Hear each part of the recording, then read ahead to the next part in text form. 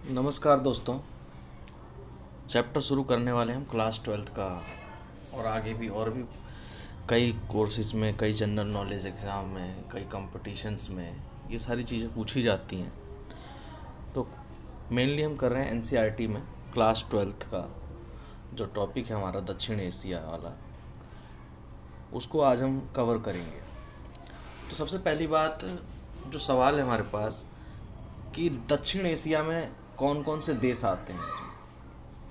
तो दक्षिण एशिया में जो देश आते हैं उसमें एक सबसे पहला होता है भारत, अपना देश भारत, और फिर पाकिस्तान, और उसके बाद नेपाल, फिर भूटान, फिर बांग्लादेश,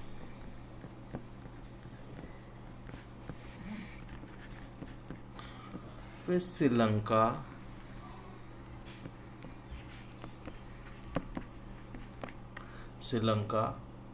और फिर लास्ट में मालदीव।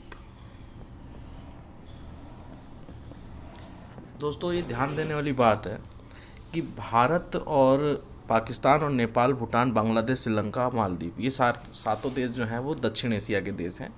और ये बहुत ही इम्पोर्टेंट एरिया है पूरे वर्ल्ड का, क्योंकि इसमें सभी लोग लगभग, जैसे कि हॉट कंट्रीज़ हैं, जैसे कि मान लीजिए भारत है और पाकिस्तान है, और इसके बगल में चाइना है, लेकिन वो दक्षिण एशिया में नहीं काउंट होता है। लोगों को ये डाउट रहता है कि दक्षिण एशिया में चाइना भी काउंट होता है। तो चाइना, ऐसा मैं आपको बता दूं, चाइना दक्षिण एशिया का पार्ट नहीं है। साउथ एशिया के अंदर चाइना को नहीं काउंट किया जाता है। लेकिन फिर भी ये मुद्दा जो है, मतलब ये भारत और पाकिस्तान, चाइना, इन सब से रिलेटेड होने की वजह से ये वाला एरिया जो है काफ़ी ज़्यादा हॉट हॉट एरिया में काउंट होता है। ठीक है दोस्तों। तो उसके बाद हम एक चीज़ और बताना चाहेंगे आपको कि इसमें अफ़गानिस्तान और म्यांमार को भी शामिल कर लिया जाता है। ठीक है, यानी कि अगर हम बात करें तो इसके अंदर अफ़गानिस्तान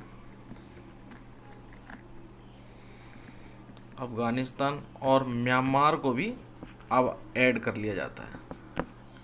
म्यांमार जो कंट्री है, और मैं आपको बता चुका हूँ कि चाइना जो है इसके अंदर नहीं आता है। ठीक है, तो अब हम बात करते हैं कि दक्षिण एशिया की भौगोलिक स्थिति कैसी है। तो इसकी भौगोलिक स्थिति के बारे में हम पढ़ेंगे।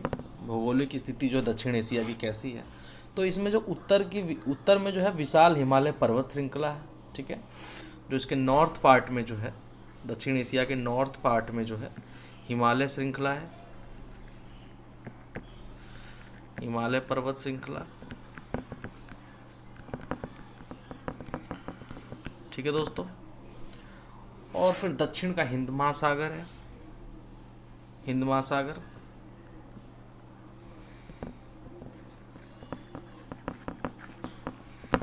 दक्षिण में हिंद महासागर, पश्चिम का अरब सागर है, और पूरब में मौजूद बंगाल की खाड़ी, यानी कि इस साइड में पूरब की साइड में बंगाल की खाड़ी है। तो ये इसकी भौगोलिक स्थिति है। ज़रा आप ध्यान से सुनेंगे, एक बार दोबारा बता रहा हूँ मैं आपको। उत्तर में विशाल पर्वत श्रृंखला है, दक्षिण में हिंद महासागर है, पश्चिम का अरब सागर है, और पूरब में मौजूद बंगाल की खाड़ी है। और ये बहुत ही विशिष्ट प्राकृतिक क्षेत्र बना देते हैं।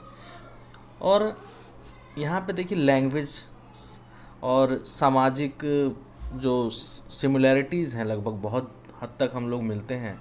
और इसमें सांस्कृतिक रूप से हम डिफरेंट कई जगह चीज़ों में हैं, लेकिन फिर भी हमारे यहाँ पे ये बहुत ही पॉपुलर एरिया है पूरे वर्ल्ड का। ठीक है, अब हम बात करेंगे आगे। अगला टॉपिक है हमारा कि भाई दक्षिण एशिया की राजनीति एवं शासन व्यवस्था कैसी है। दक्षिण एशिया में राजनैतिक व शासन व्यवस्था जो है वो कैसी है। ठीक है दोस्तों, तो सबसे पहले बात हम बता दें आपको कि दक्षिण एशिया के विभिन्न देशों में एक सी राजनीति प्रणाली नहीं है। भाई आप सोचेंगे कि सारे जितने भी देश हैं उन सब में राजनीतिक प्रणाली जो है वो एक ही है, तो सिमिलैरिटीज़ नहीं है, सिमिलैरिटीज़ नहीं है, पहले ही बता दिया जाएगा, आपको बता दिया गया। ठीक है, उसके बाद आप देखते हैं कि दक्षिण एशिया में अनेक समस्याओं और सीमाओं के बावजूद भारत और श्रीलंका में ब्रिटेन से आज़ाद होने के बाद लोकतंत्र कायम, और वो भी लोकतंत्र जो है वो सक्सेसफुल लोकतंत्र है, सक्सेसफुल डेमोक्रेसी है, सक्सेसफुल डेमोक्रेसी है। कहाँ पे? श्रीलंका में और इंडिया में, यहाँ पे जो है एकदम सक्सेसफुल डेमोक्रेसी चल रही है, हमेशा लोकतंत्र है। भारत और श्रीलंका जो है, जब से भारत और श्रीलंका आज़ाद हुए हैं।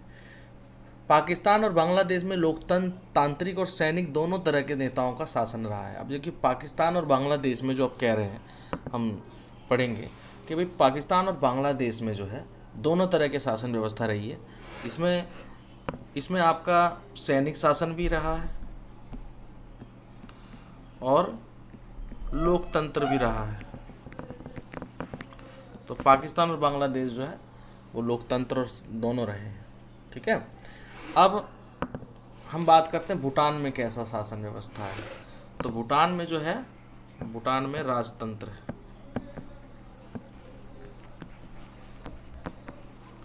भूटान में राजतंत्र है। फिर हम बात करेंगे नेपाल के बारे में।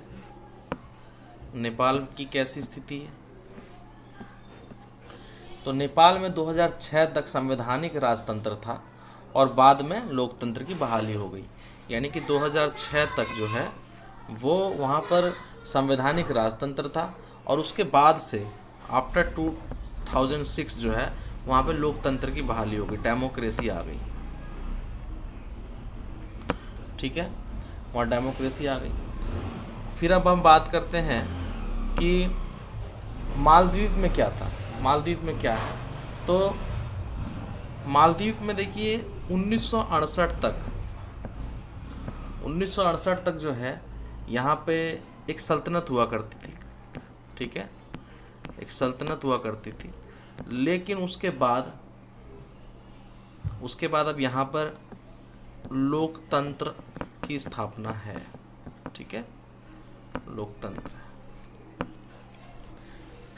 ठीक है दोस्तों, अब दक्षिण एशिया के 5 देशों में लोकतंत्र को व्यापक जन समर्थन हासिल है भाई।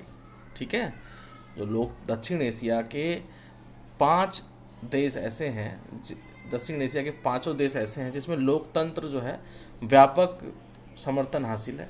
अब इन देशों में हर वर्ग, हर धर्म और आम नागरिक को लोकतंत्र को जो है अच्छा मानते हैं। मतलब इस देश के जो नागरिक हैं वो लोकतंत्र को बेटर मानते हैं, बेस्ट मानते हैं कि भाई लोकतंत्र ही सबसे करेक्ट है। ठीक है, आगे बढ़ते हैं। ठीक है, आगे पढ़ते हैं कि इन देशों में इन मिथक को तोड़ दिया गया है।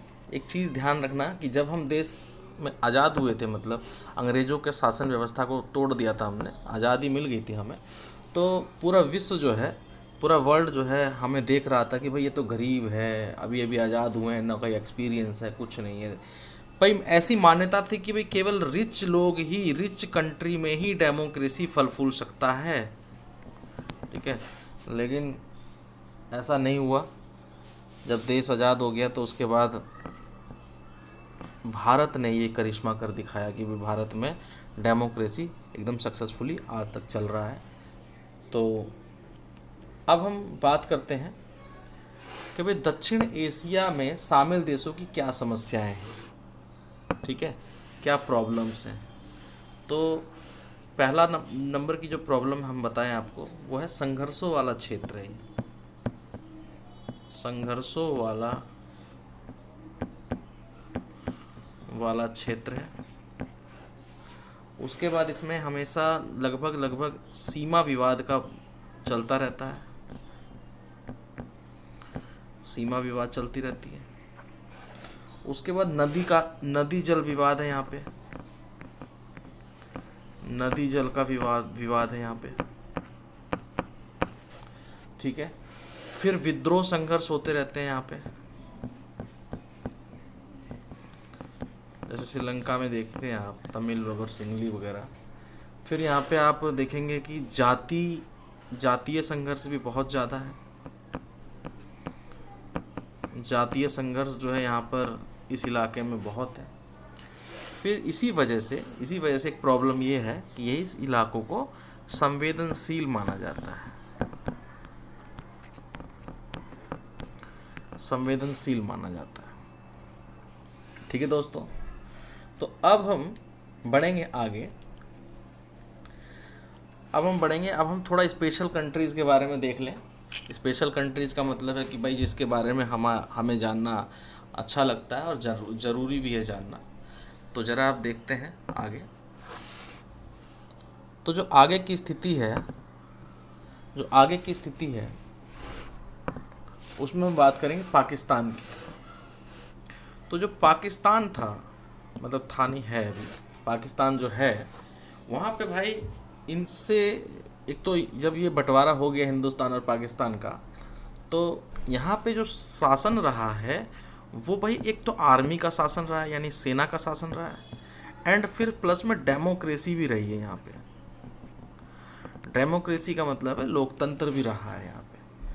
तो भाई एक चीज़ है यहाँ पे कि भाई यहाँ पे ना, यहाँ की जो राजनीतिक व्यवस्था है, यहाँ की जो कॉन्स्टिट्यूशन और इस तरह की जो चीज़ें चल रही हैं वहाँ पे, वहाँ के लोगों को आप ये कह सकते हैं कि भाई सेना वहाँ बहुत प्रभावशाली है, और सेना प्रभावशाली है, और इसी वजह से जो सेना है वो लोकतंत्र को हमेशा दबा देता है।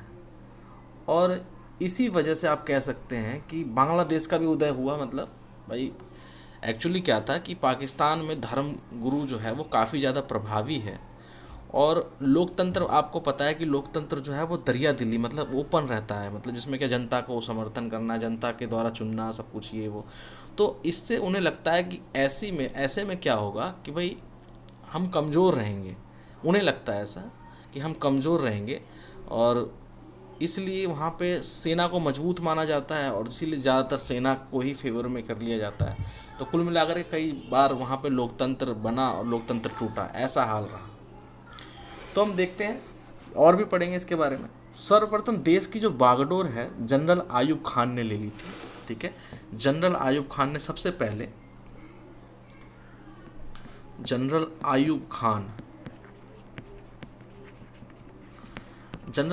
ने अपने इसकी बागडोर ले ली। उसके बाद भाई वहाँ की जो जनता है भाई, इसके खिलाफ जो विरोध प्रदर्शन वगैरह हुआ तो उसे हटना पड़ा। और उसके बाद जो इसका आया कौन, याहिया खान, जनरल याहिया खान आया, ठीक है।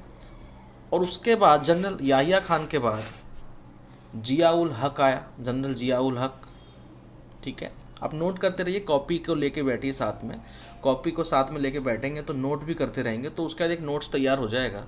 और नोट्स तैयार होने के बाद जो है आपको बहुत ही अच्छे से समझ में आएगा। वैसे तो अभी मैं ऐसे पढ़ा रहा हूँ कि आपको याद भी रहेगा, ठीक है। तो जनरल परवेज मुशर्रफ जो है 1999 में वे क्या करते हैं कि वहाँ की निर्वाचित सरकार को हटा करके, ठीक है, वहाँ की जो निर्वाचित सरकार को हटा करके तख्ता पलट करते हैं और अपनी स्थापना कर लेते हैं। परवेज मुशर्रफ बहुत ही खतरनाक माने जाते हैं, बहुत ही हमारी नज़रों में तो बहुत टुच्चे हैं वो, ठीक है, बहुत ही। वैसे तो पाकिस्तान ही बहुत ही ज़्यादा ठीक नहीं है। देखिए, अब देखिए क्या होता है, आगे देखते हैं। कुछ समय के लिए जो है वहाँ पे अब जुल्फ़िकार अली भुट्टो, बेनज़ीर भुट्टो और नवाज़ शरीफ, भाई यहाँ पे लोकतांत्रिक सरकार रही इनकी, जुल्फ़िकार अली भुट्टो की, बेनज़ीर भुट्टो की और नवाज़ शरीफ की। यहाँ पे कुछ लोकतांत्रिक सरकारें रही यहाँ पे। अब जून 2013 में जून 2013 में क्या है कि जून 2013 में नवाज शरीफ के नेतृत्व में पाकिस्तान में लोकतांत्रिक सरकार की स्थापना हुई। जून 2013 में पाकिस्तान में उसकी सरकार हुई, परंतु 2017 में जो है उनकी सरकार के ऊपर भ्रष्टाचार के आरोप लगे। किसकी सरकार के ऊपर? नवाज शरीफ की सरकार जो थी, और उनको फिर पाकिस्तान के सर्वोच्च न्यायालय द्वारा दोषी ठहरा दिया गया और पद से हटाते हुए उन्हें नवाज शरीफ को 10 साल की सज़ा सुना दी गई। सोचिए कि एक प्रधानमंत्री को, वहाँ की सरकार को के मुखिया जो थे उनको वहाँ के सर्वोच्च न्यायालय ने 10 साल की सज़ा का आदेश दे दिया। फिर उसके बाद लोकतंत्र की बात कर रहे हैं हम ज़्यादातर। उसके बाद क्या होता है कि 2018 के जुलाई में पाकिस्तान में एक आम चुनाव होता है। आम चुनाव में पाकिस्तान में आम चुनाव होता है, ठीक है दोस्तों, और उसमें इमरान खान के नेतृत्व में एक लोकतांत्रिक सरकार का गठन होता है। भाई कौन बनता है प्रधानमंत्री तब? भाई अब ये इमरान खान कौन है आपको पता ही है। इमरान खान इससे पहले क्रिकेटर थे, और भाई हमारे नवजोत सिंह सिद्धू जो कॉमेडी सर्कस कपिल शर्मा के जज भी थे, भाई उनके ये फ्रेंड, और वो उनको अपना बड़ा भाई भी बताते हैं, ठीक है, जिसकी वजह से उन्हें भारत में आलोचनाओं का सामना भी करना पड़ता है कई बार। और ये गलत भी है वैसे। यहाँ पे भाई आपने देखा पंजाब में किस तरह से वहाँ के मुख्यमंत्री ने इस्तीफ़ा दिया कि भाई इसके संबंध हैं पाकिस्तानियों से, वहाँ के सेना से, ऐसे। तो भाई इस वजह से तो आप ये बड़ा पॉपुलर है इमरान खान इस मामले को लेकर के। भाई अब जब उसने शपथ ग्रहण किया तब नवजोत सिंह सिद्धू को बुलाया यहाँ पे अपने शपथ ग्रहण समारोह में, तो सोचिए कितना बड़ा फ्रेंड है उसका। पाकिस्तान में लोकतांत्रिक सरकार स्थायी न रहने के क्या कारण है? अब भाई कुछ तो कारण होगा ना, जिसकी वजह से पाकिस्तान में लोकतांत्रिक सरकार जो है वो स्थायी नहीं रह पाती। तो पाकिस्तान में बार बार सैनिक शासकों द्वारा तख्ता पलट हुआ है, ठीक है, और जिसके कारण पाकिस्तान में कभी भी लोकतांत्रिक स्थायी रूप से कार्य नहीं कर पाया। लोकतंत्र जो है स्थायी रूप से कार्य नहीं कर पाया। पाकिस्तान में लोकतंत्र के निम्नलिखित कठिनाइयां हैं। भाई मैं आपको पहले ही बता चुका हूँ, यहाँ सेना जो है अपने आप को ताकतवर बना रखी है, ठीक है। उसके बाद वहाँ पे धर्मगुरु जो हैं वो भाई आपको पता है किस तरह के आदेश देते हैं, और कट्टरपंथी ज़्यादा है वहाँ पे, ठीक है। भूस्वामी जो अमीर लोग हैं, मतलब भूस्वामी भाई उनको सिक्योरिटी चाहिए ना भाई। अब उन्हें लोकतंत्र में तो भाई सिक्योरिटी नहीं मिलेगी इतनी ज़्यादा, उनको लगता है ऐसा। अब इसके कारण वहाँ पे कई बार निर्वाचित सरकारों को गिरा दिया गया है। पाकिस्तान की भारत के साथ हमेशा तनातनी रही है। भाई भारत के साथ उसकी तनातनी रही है, जिसका फ़ायदा उठाकर यहाँ के सैनिक शासक या धर्मगुरु वहाँ के लोगों को डराते हैं। कि भाई हमें मजबूत रहना है। यहाँ की जनता को बताते हैं कि पाकिस्तान की सुरक्षा खतरे में है, और सत्ता पर काबिज हो जाते हैं, सेना को करा देते हैं, ठीक है।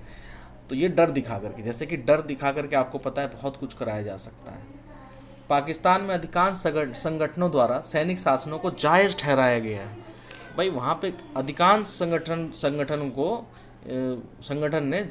संगठनों ने जायज़ ठहरा दिया कि पाकिस्तान में सैनिक शासन ठीक है। पाकिस्तान में लोकतांत्रिक शासन चले, इसके कोई खास अंतर्राष्ट्रीय समर्थन भी नहीं। मतलब क्या है कि इंटरनेशनल बिरादरी जो है, मतलब और वर्ल्ड में और भी कंट्रीज़ हैं, वो कभी भी इनको समर्थन नहीं देती है। समर्थन नहीं मिला तो जिसकी वजह से पाकिस्तान में लोकतंत्र को बढ़ावा नहीं मिला, ठीक है। अमेरिका तथा अन्य पश्चिमी देश ने अपने अपने स्वार्थ से गुजरे वक्त में पाकिस्तान में सैनिक शासन को बढ़ावा दिया है। आप देखिए अमेरिका को हथियार सप्लाई करने होते हैं, ठीक है। वो तो चाहता है कि सैनिक शासन रहे और हथियार का इस्तेमाल करता रहे, ज़्यादा से ज़्यादा लड़ाई करता रहे और सैनिक शासन को वो बढ़ावा देता रहा, ठीक है दोस्तों। अब हम पढ़ते हैं एक बहुत ही पॉपुलर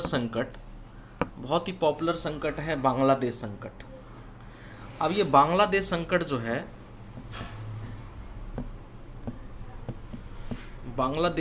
है, ठीक है। इसमें ये 1971 की बात है, और आप ये कह सकते हैं कि 1971 में भारत पाक युद्ध जो था वो इसी की वजह से हुआ था। ठीक है दोस्तों, भारत पाक युद्ध जो था 1971 में, यही बात। हम इसकी कहानी सुनाते हैं आपको, जरा कहानी जरा ध्यान से सुनिएगा। ये स्टोरी है, छोटी सी स्टोरी है भारत पाकिस्तान और बांग्लादेश के बीच में, तो जरा ध्यान से सुनिएगा। बांग्लादेश जो है वो पाकिस्तान का ही अंग था। पहले पाकिस्तान और बांग्लादेश जो थे वो पाक प्लस बंगला, वो पूरा एक ही था। पाक प्लस बंगला जो है 1971 तक एक ही था। ठीक है। अब होता क्या था कि जो बांग्लादेश था वो पूर्वी पाकिस्तान था, एंड उससे पीछे जो था वो पश्चिमी पाकिस्तान था। ठीक है, वेस्टर्न पाकिस्तान। तो ईस्ट पाकिस्तान और वेस्ट पाकिस्तान था। अब ये बंगाल और असम के हिस्सों को काट कर बनाया गया था। अब यहाँ पाकिस्तान यहाँ पर अपना दबदबा बना रहा था और यहाँ पर जबरन उर्दू भाषा थोप रहा था। अब बांग्लादेश के लोग ज़्यादातर हिंदू बोलते हैं, बंगाली बोलते हैं। ठीक है, अब बंगाली बोलते हैं, लेकिन पाकिस्तान जो है वो दबदबा बनाने के लिए बोलता था कि भाई तुम उर्दू बोलो, और इनकी संस्कृति को नष्ट करना चाह रहा था। ठीक है, अब इनकी संस्कृति को नष्ट करना चाह रहा था, तो भाई यहाँ की जो जनता थी, यहाँ की जनता ने जो किया, वो जनता ने विरोध शुरू कर दिया।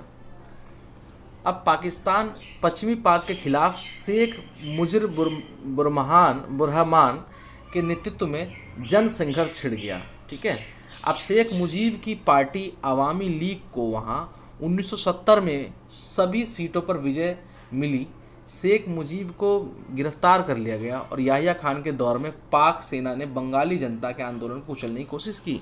अब याहिया खान के ही टाइम, यानी कोई पूछे आपसे कि भाई किसके टाइम पर बांग्लादेश अलग हुआ, पाकिस्तान में किसकी सरकार थी, तो याहिया खान की सरकार थी, और 1971 का टाइम था।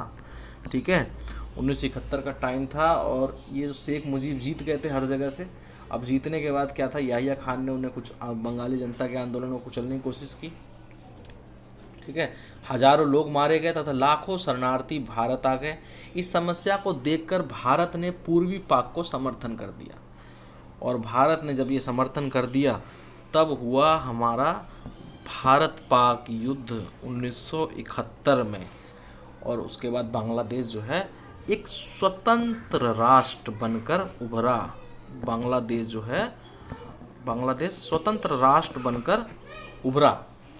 अब ये आपका बांग्लादेश खत्म है भाई। ठीक है, बांग्लादेश वाला टॉपिक, बांग्लादेश तो बचा ही हुआ है अभी, पर बांग्लादेश खत्म है, टॉपिक खत्म है। सॉरी, अब हम पढ़ेंगे नेपाल में लोकतंत्र। अब ये नेपाल में लोकतंत्र जो है ये क्या कर रहा है, तो हम बात कर रहे हैं नेपाल में लोकतंत्र की।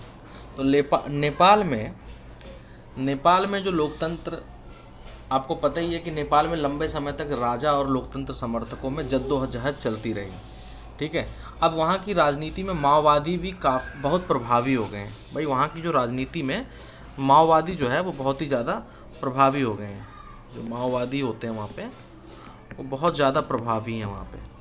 ठीक है, नेपाल में राजा की सेना, लोकतंत्र समर्थकों और माओवादियों के बीच लंबे त्रिकोणीय संघर्ष का परिणाम यह रहा कि नेपाल के द्वारा वर्तमान में अपनाए गए संविधान के तहत खड़क प्रसाद शर्मा ओली अक्टूबर 2015 से नेपाल के नए प्रधानमंत्री हैं। कौन है? अक्टूबर 2015 से खड़क प्रसाद शर्मा ओली, यानी खड़क प्रसाद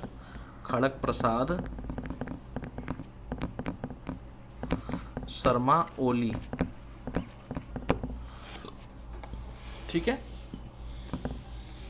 एक इम्पॉर्टेंट चीज़ कि भाई नेपाल में आज यानी अभी लोकतंत्र है, ये ध्यान रखने वाली बात है। नेपाल में अभी लोकतंत्र है। कहाँ पे? नेपाल में। ठीक है दोस्तों, अब हम पढ़ेंगे श्रीलंका के बारे में पढ़ेंगे।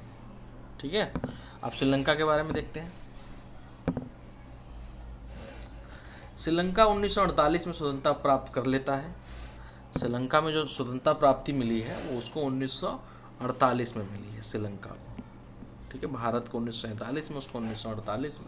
श्रीलंका एक सफल लोकतंत्र और सामाजिक आर्थिक क्षेत्रों में अपनी अच्छी स्थिति के बावजूद, वहाँ पे सब कुछ ठीक ठाक है, लेकिन वहाँ पर एक चीज़ गड़बड़ चल रही है, जो कि सिंगली और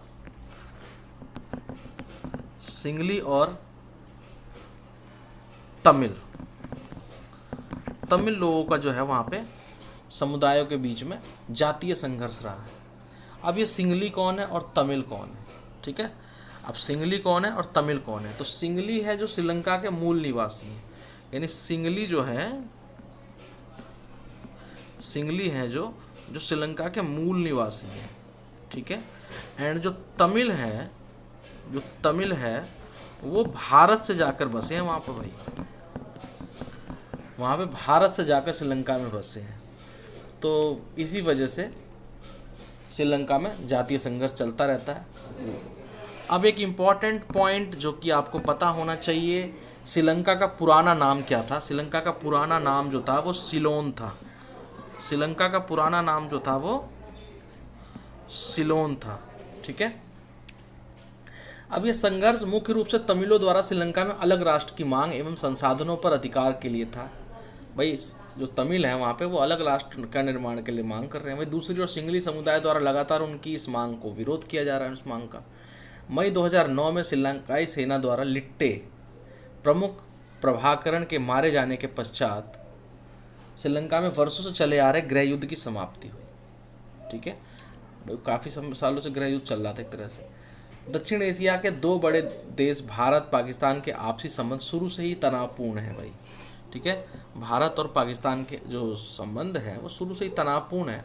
एक तो सबसे पहले आप देखेंगे कि भाई जब देश आज़ाद होता तभी लड़ाई हो जाती है, यानी एक तो 1947 और 48 की में जो बंटवारा वगैरह होता है उसी में लड़ाई हो जाती है पहले नंबर पे, ठीक है, बंटवारे के टाइम पे ही। उसके बाद हमारे पास लड़ाई होती है 1965, हमारे पास नहीं, मतलब भारत और पाकिस्तान के बीच में लड़ाई होती है 1965 में, ठीक है। फिर उसके बाद 1971 में भी लड़ाई हुई। उसके बाद 1999 में लड़ाई हुई कारगिल युद्ध, ठीक है।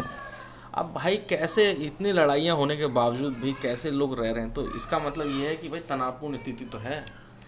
मैच करा दो आप एक अभी क्रिकेट मैच करा दो तो देखिए किस तरह से लोग अगर हार जाते हैं तो ऐसा लगता है कि बहुत बड़ा युद्ध हार गया हो, ठीक है। क्रिकेट मैच में हार जाते हैं, आपने देखा होगा भारत पाकिस्तान में से जल्दी मैच ही नहीं होता है, और जब मैच होता है तो भाई हर देश जो है अपने आप को युद्ध समझ के लड़ाई देखता है कि भाई ये युद्ध हो रहा है और युद्ध में जीतना ही है, और हार गए तो बस समझ लीजिए क्या होगा उस खिलाड़ी का, ठीक है।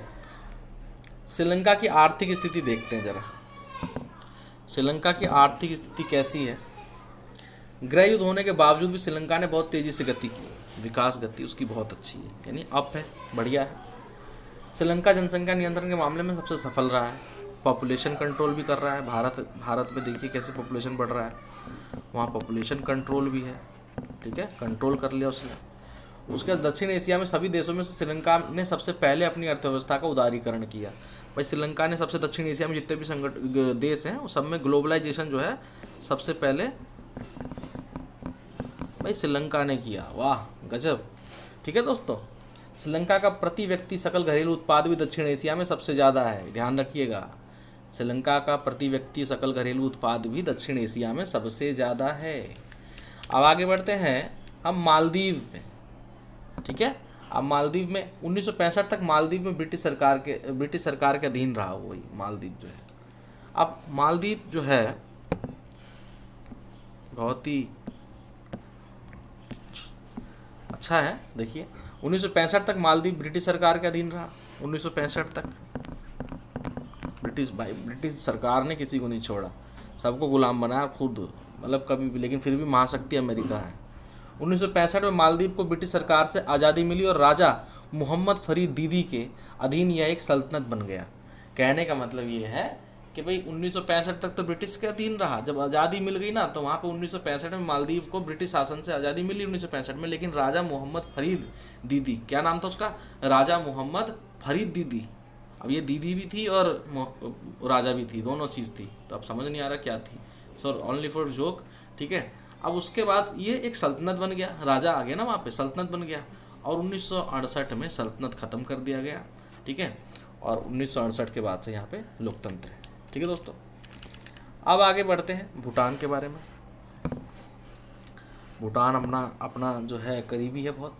भूटान ने अपना संविधान 2008 में लगाया, ठीक है, बनाया और लागू किया। तभी से भूटान में वर्तमान में संवैधानिक राजतंत्र की व्यवस्था है। संवैधानिक राजतंत्र की व्यवस्था है, संवैधानिक राजतंत्र की व्यवस्था है, ठीक है दोस्तों। उसके बाद अब देखिए भारत और पाकिस्तान के बारे में, फिर भाई जितना पढ़े उतना कम है, भारत पाकिस्तान के बारे में जितना जाने उतना कम है। तो सबसे पहले हम देखते हैं भारत पाकिस्तान के बीच में एक बड़ी समस्या जो है वो है कश्मीर। कश्मीर को लेके जो है भारत शुरू से ही और पाकिस्तान शुरू से ही लड़ रहे हैं। भारत के हिस्से में पाकिस्तान तो था ही भारत के हिस्से में, कश्मीर जो था वो भारत के हिस्से में था। लेकिन क्या है कि भैया आज भी कश्मीर पे कुछ हिस्सों पर भारत का है ही, कुछ हिस्सों पे पाकिस्तान का हिस्सा है, तो उसे हम बोलते हैं पाकिस्तान ऑक्यूपाइड कश्मीर, ठीक है। अब भाई विभाजन के बाद ऐसा था कि विभाजन के बाद जो कश्मीर के राजा थे उसने अपने आप को भारत में विलय करने का निर्णय लिया था। अब जब निर्णय ले लिया था तो वो हिस्सा उस हिसाब से कश्मीर जो है भारत का अंग हुआ नॉर्मली लीगली तौर पे। लेकिन जो पाकिस्तान है वो नाजायज़ तरीके से उस पर अपना दबदबा बताता है, ठीक है, जो कि गलत है। इस समस्या को लेकर भारत और पाकिस्तान के बीच जो है 1947-48 में भी हुआ जो होना था, ठीक है, लड़ाई जो भी कश्मीर को मांग रहे हैं वो शुरू से। 1965 में युद्ध हो चुका है। 1948 के युद्ध के फलस्वरूप कश्मीर के 2 हिस्से हो गए भाई। 1947-48 में तो जस्ट लड़ाई, आज़ादी मिली थी और जस्ट लड़ाई कर दी उन्होंने। तो जितने हिस्सों में पाकिस्तान ने थोड़ा पहुंच लिया वहाँ पे तक वो कब्जा कर लिया उसने, और दूसरा हिस्सा भारत के पास है। कश्मीर समस्या आज भी जस की तस बनी हुई है, ख़त्म ही नहीं हो रही है। आज इस क्षेत्र में आतंकवाद एक बहुत बड़ी समस्या है, ठीक है, आतंकवाद समस्या बहुत ज़्यादा है। अब हम देखते हैं बांग्लादेश समस्या। बांग्लादेश समस्या जो 1971 में बांग्लादेश समस्या देखते हैं। 1971 में बांग्लादेश की आंतरिक समस्याएं जिसको लेकर बांग्लादेश ने नेताओं ने भारत से हस्तक्षेप समर्थन मांगा। भारत ने सैन्य सहायता दी और बांग्लादेश का समर्थन किया। इससे भारत पाकिस्तान के बीच संघर्ष हुआ, ये तो हो गया, ठीक है, बांग्लादेश समस्या ये हो गई। उसके बाद हम पढ़ते हैं भारत और पाकिस्तान के बीच समझौते कौन कौन से हुए हैं, ठीक है। भारत पाकिस्तान के बीच कौन कौन से समझौते हुए हैं, भारत और पाक के बीच में कौन कौन से समझौते हुए हैं। तो सबसे पहला समझौता जो हुआ है वो हुआ है नदी को लेकर। भाई पानी चाहिए ना उनको, पानी उनको भी चाहिए, और हमारे पास तो नदियों का बहुत सारा भंडार है। लेकिन सिंधु नदी जल समझौता हुआ। सिंधु नदी जल समझौता होता है, सिंधु नदी जल समझौता जो होता है वो होता है 1960 में, ठीक है। फिर होता है ताशकंद समझौता। ताशकंद समझौता होता है, अगर आपको इस समझौते के बारे में और डिटेल में पढ़ना है, जो भी टॉपिक आपको समझ ना आए, जो लाइन समझ में नहीं आ रही हो, वो आप जो है मुझे कमेंट कर सकते हैं, कमेंट में बताइएगा, मैं उस पर वीडियो बना दूंगा स्पेशली अलग से। उसके बाद होता है ताशकंद समझौता 1966 में हो गया। उसके बाद शिमला समझौता 1972 में हो गया, ठीक है। उसके बाद लाहौर बस यात्रा जो है वो 1999 में, ठीक है, लाहौर बस यात्रा अटल बिहारी वाजपेयी के टाइम पे, ठीक है। तो इस तरह से आप पाकिस्तान के बीच में समझौते समझ सकते हैं। अब हम देखते हैं भारत और पाकिस्तान के भारत और बांग्लादेश के बीच में सहमति क्या क्या है और असहमति विवाद क्या क्या है, वो दोनों देख लेते हैं। पिछले 10 वर्षों में अधिक संबंध जो है उनके मजबूत हुए हैं, ठीक है। 10 वर्षों में जो है बांग्लादेश के साथ जो है संबंध अच्छे हुए हैं। बांग्लादेश भारत की पूर्व चलो की नीति का हिस्सा है, ठीक है। आपदा प्रबंधन और पर्यावरण के मामले पर दोनों देश सहयोग कर रहे हैं, ठीक है।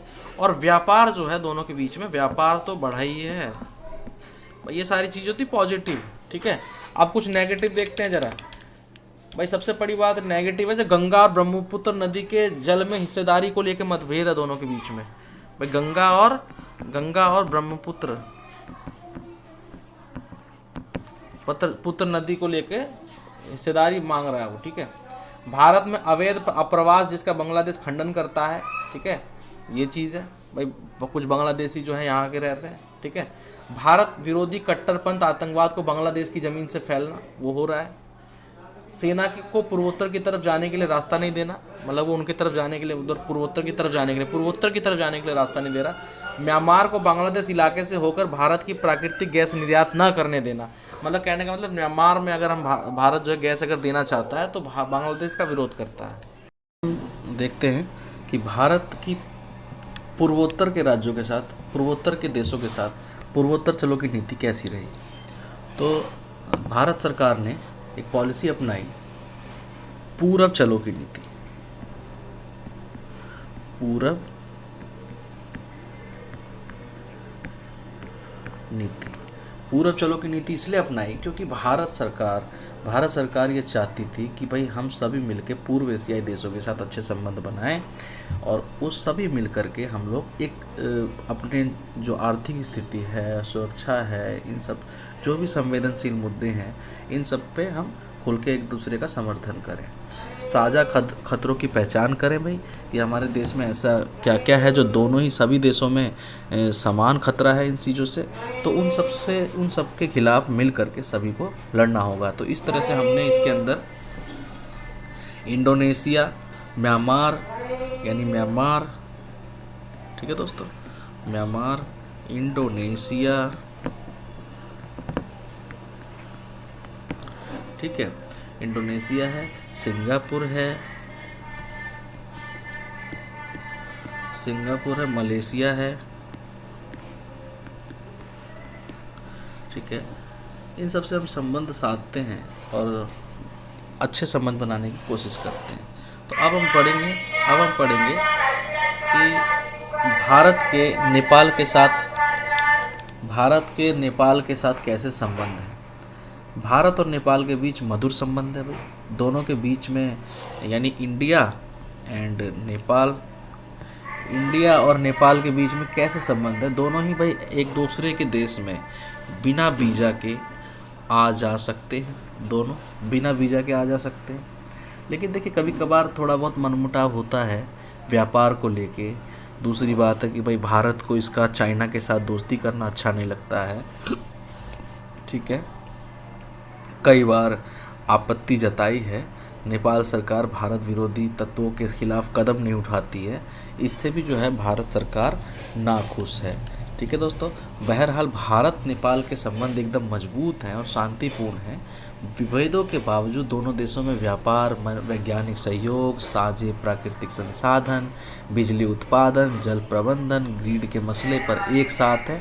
नेपाल में लोकतंत्र की बहाली से दोनों देशों के बीच संबंधों को बहुत ही ज़्यादा मजबूती मिली है, ठीक है। अब हम आगे बढ़ते हैं हम कि भी हमारे संबंध भारत और भूटान के साथ कैसे हैं, यानी कि भारत और भूटान के साथ जो हमारे रिलेशन है वो कैसे है। ज़रा ध्यान से सुनिएगा, बहुत ही अच्छी कहानी की तरह हम आपको इसको समझाएंगे। भारत के भूटान के साथ भी जो रिश्ते हैं वो बहुत ही अच्छे हैं। भूटानी सरकार के साथ कोई भी बड़ा झगड़ा नहीं हुआ हमारा। भूटान से अपने काम का संचालन कर रहे पूर्वोत्तर के जो भारत के उग्रवादियों और गुरिल्लों को भूटान ने अपने क्षेत्र से भगा दिया है। भूटान के जो इस कदम से जो है भारत को बहुत ही बड़ी मदद मिली है। भारत भूटान में पनबिजली की बड़ी परियोजनाओं में हाथ बटा रहा है। इस हिमालय देश के विकास कार्यों के लिए सबसे ज़्यादा अनुदान जो है वो भारत से ही हासिल है। इसका मतलब ये हुआ कि भारत और भूटान जो है वो दोनों देश जो है एकदम पक्के फ्रेंड हैं, ठीक है। अब हम बात करेंगे सार्क की, ठीक है। सार्क यानी कि SAARC, तो देखिए दोस्तों होता क्या है कि इसको हिंदी में दक्षिण एशियाई क्षेत्रीय सहयोग संगठन कहते हैं, कोऑपरेशन, यानी सार्क का मतलब south Asian association for regional cooperation, ठीक है। तो ये चीज़ है। तो इसकी जो स्थापना हुई थी ये 1985 में हुई थी, 1985 में हुई थी। और इसका जो हेडक्वार्टर है, इसका जो सार्क का जो हेडक्वार्टर है वो है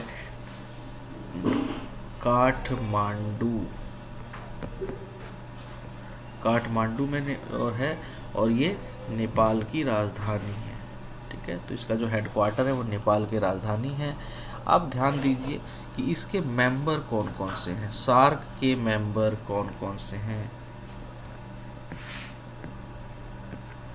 सार्क के जो मेंबर हैं उसमें आपका हमारा अपना भारत, फिर आपका पाकिस्तान, फिर आपका बांग्लादेश, फिर नेपाल, फिर भूटान,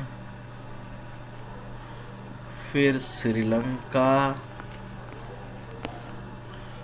फिर मालदीव, फिर अफगानिस्तान के जो संगठन के अंदर। तो इसकी जो स्थापना की गई थी, अच्छा, इसकी जो स्थापना की गई थी भी सभी लोग आपस में, जो भी दक्षिण एशियाई जो भी देश हैं, ये सभी लोग आपस में एक दूसरे को सहयोग करें। 2005 में जो 13वां सम्मेलन हुआ था, 2005 में जो सार्क का 13वां सम्मेलन हुआ था, 2005 में 13 सम्मेलन जो हुआ था वो कहाँ हुआ था? तो वो हुआ था ढाका में हुआ था। और ढाका में ही अफ़गानिस्तान को, यानी 2005 में ही ढाका में जो सम्मेलन हुआ था उसमें अफ़गानिस्तान को शामिल करने में सहमति बनी थी, ठीक है। और उसके बाद जब 2007 आया तो उसके अंदर 14वें शिखर सम्मेलन में 14th जो शिखर सम्मेलन हुआ उसमें अफ़गानिस्तान शामिल हुआ, ठीक है, 2007 में शामिल हुआ। उसके बाद है वैश्वीकरण के दौर में हुए सार्क सम्मेलन, जलवायु परिवर्तन, आपदा प्रबंधन, आतंकवाद की समाप्ति संबंधी इस क्षेत्र में व्यापार एवं विकास को बढ़ावा देने हेतु कई समझौतों पर हस्ताक्षर किए गए। तो अफगानिस्तान बहुत सारे समझौते 2007 में शामिल। अब सार्क का जो 18वां सम्मेलन है, सार्क का 18वां सम्मेलन है वो 26 से 27 इसकी जो स्थापना की गई थी 2014 में। अच्छा, इसकी जो स्थापना की गई थी भी सभी लोग आपस में, जो भी दक्षिण एशियाई काठमांडू, सभी लोग आपस में एक दूसरे को सहयोग करें। 2005 में जो 13वां सम्मेलन हुआ था काठमांडू में किया गया, जिसका 2005 में जो सार्क शांति 13वां सम्मेलन हुआ था, एकजुटता, ये उसका 2005 में 13th सम्मेलन जो विषय था। तो सार्क का कहाँ हुआ? 19वां सम्मेलन जो हुआ, तो ये तो 18वां वो हुआ था ढाका में। अब इसका 19वां जो सम्मेलन हुआ वो कहाँ हुआ? ढाका में हुआ, यानी कि 19वां ढाका में हुआ 2016 अफगानिस्तान को, यानी 2005 में ढाका में जो सम्मेलन हुआ अफगानिस्तान को शामिल करने में सहमति बनी थी, ठीक है। पाकिस्तान, और उसके बाद जब 2007 आया सम्मेलन हुआ, 2007 आया तो उसके अंदर 14वें शिखर सम्मेलन में उरी में जो आतंकवादी जो हमले के कारण हुआ उसमें भारत ने इसमें शामिल होने से इसका बहिष्कार कर दिया। तो 2007 के बाद भारत के बाद करने के बाद उसके बाद वैश्वीकरण के दौर में हुए सार्क सम्मेलनों में जलवायु परिवर्तन, आपदा प्रबंधन, आतंकवाद की समाप्ति संबंधी इस क्षेत्र में व्यापार एवं विकास को बढ़ावा देने हेतु कई समझौतों पर हस्ताक्षर किए। दबदबा है भारत, बहुत सारे समझौते पर हस्ताक्षर किए गए।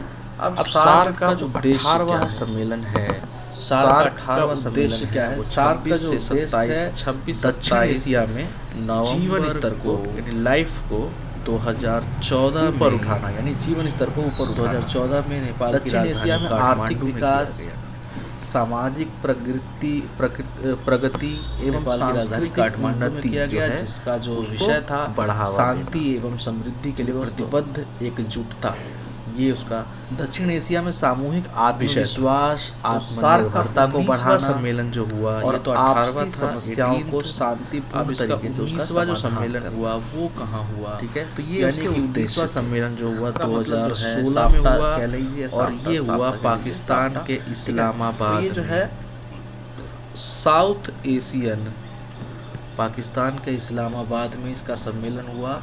और साउथ एशियन जो उरी में जो आतंकवादी हमले के कारण भारत ने इसमें शामिल होने से इसका बहिष्कार कर दिया।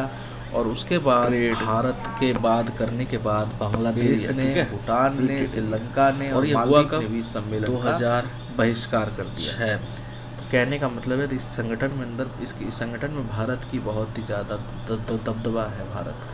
ये जो है एक तरह से सार्क का उद्देश्य साफ्ता एक तरह से एग्रीमेंट है सार्क का जो, और ये दक्षिण एशियाई देशों द्वारा सार्क के 12वें सम्मेलन में 12वें सम्मेलन में ऊपर उठाना, यानी जीवन स्तर को ऊपर उठाना। इसको दक्षिण एशिया में आर्थिक विकास लागू किया, सामाजिक और 1 जनवरी प्रगति 2006 से 2004 में ये जो है सम्मेलन हुआ था, 2004 बढ़ावा देना 12वां सम्मेलन, ठीक है दोस्तों। और 1 जनवरी 2006 से ये दक्षिण एशिया में सामूहिक आत्मविश्वास, समझौते के 2 मुख्य उद्देश्य को बढ़ाना पहला है, और दक्षिण एशियाई क्षेत्र में मुक्त व्यापार संबंधी बाधाओं को दूर करना, जितने भी मुक्त व्यापार में प्रॉब्लम आ रही है उसके उद्देश्य थे। व्यापार अब हम देखते हैं प्रतिबंधों और सभी प्रकारों को समाप्त करने का प्रयास करते हुए अधिक उदार व्यवस्था स्थापित करना है, यानी अधिक उदार व्यवस्था का मतलब है बहुत ही ज्यादा। साफ्ता क्या है? रूल्स साफ्ता का मतलब ज्यादा है, साफ्ता कह लीजिए, साफ्ता क्रिएट ना करें उससे, ठीक है। तो उदार व्यवस्था होनी चाहिए। तो भारत के अपने पड़ोसी देशों के साथ, जिनमें पाकिस्तान, नेपाल, बांग्लादेश एवं श्रीलंका प्रमुख हैं, इनमें से यदि पाकिस्तान को छोड़ दिया जाए तो बाकी राष्ट्रों के साथ भारत के संबंध जो है फ्री ट्रेड एरिया, ठीक है। अब सार्क की जो उपलब्धियां हैं वो देखिए क्या क्या है। भारत और पाकिस्तान के बीच तनावपूर्ण संबंधों के बावजूद भी द्विपक्षीय स्तर पर समझ और सहयोग को बढ़ावा देने के लिए छोटे देशों के लिए अभी भी उपयोगी संगठन है, बहुत ही अच्छा है। सार्क साफ्टा और साफ्टा को बनाकर व्यापार की दिशा में महत्वपूर्ण कदम उठाया गया, और पर्यावरण की दृष्टि से आर्थिक विकास और ऊर्जा आदि क्षेत्रों में सहयोग की बात की गई है। साफ्ता एक तरह से एग्रीमेंट क्या है, और ये दक्षिण एशियाई देशों द्वारा सार्क के 12वें सम्मेलन में जो है बिम्स्टेक है, इसको बे ऑफ बंगाल इनिशिएटिव फॉर लागू बे ऑफ, और 1 जनवरी 2006 से 2004 में ये सम्मेलन हुआ था, 2004 में 12वां सम्मेलन स्पेशल, और 1 जनवरी 2006 से ये प्रभावी हो एंड इकोनॉमिक। इस समझौते के 2 मुख्य उद्देश्य थे। पहला बंगाल की खाड़ी में एशियाई क्षेत्रों में मुक्त व्यापार संबंधी बाधाओं को दूर करना, क्रम जितने भी मुक्त व्यापार में प्रॉब्लम आ रही है उनको बांग्लादेश हैं, व्यापार और भारत प्रतिबंधों के सभी प्रकारों को समाप्त करने का प्रयास करते हुए बर्मा अधिक उदार व्यवस्था स्थापित करना, यानी अधिक उदार व्यवस्था है, थाईलैंड बहुत ही ज्यादा, भूटान है, नेपाल है। रूल्स वर्तमान में जो बिम्स्टेक पर अधिक बल दे रहे हैं, इसके वरिष्ठ अधिकारियों की 17वीं बैठक उदार व्यवस्था 2017 में तो भारत के अपने पड़ोसी देशों के साथ, जिनमें पाकिस्तान, नेपाल, बांग्लादेश एवं श्रीलंका है, इनमें से यदि पाकिस्तान को छोड़ दिया जाए तो बाकी व्यापार और निवेश, ऊर्जा प्रौद्योगिकी, मत्स्य पालन, जलवायु परिवर्तन हैं वो देखिए क्या क्या है। भारत में पाकिस्तान के बीच तनाव के बारे में चर्चा की गई। द्विपक्षीय स्तर पर समझ और सहयोग को बढ़ावा देने के लिए छोटे देशों के लिए अभी भी उपयोगी संगठन है, बहुत ही अच्छा होगा और समझ आता है। और साफ्टा को बनाकर व्यापार की दिशा में महत्वपूर्ण कदम उठाया गया, और पर्यावरण की दृष्टि से आर्थिक विकास और ऊर्जा आदि क्षेत्रों में सहयोग की बात की गई। यानी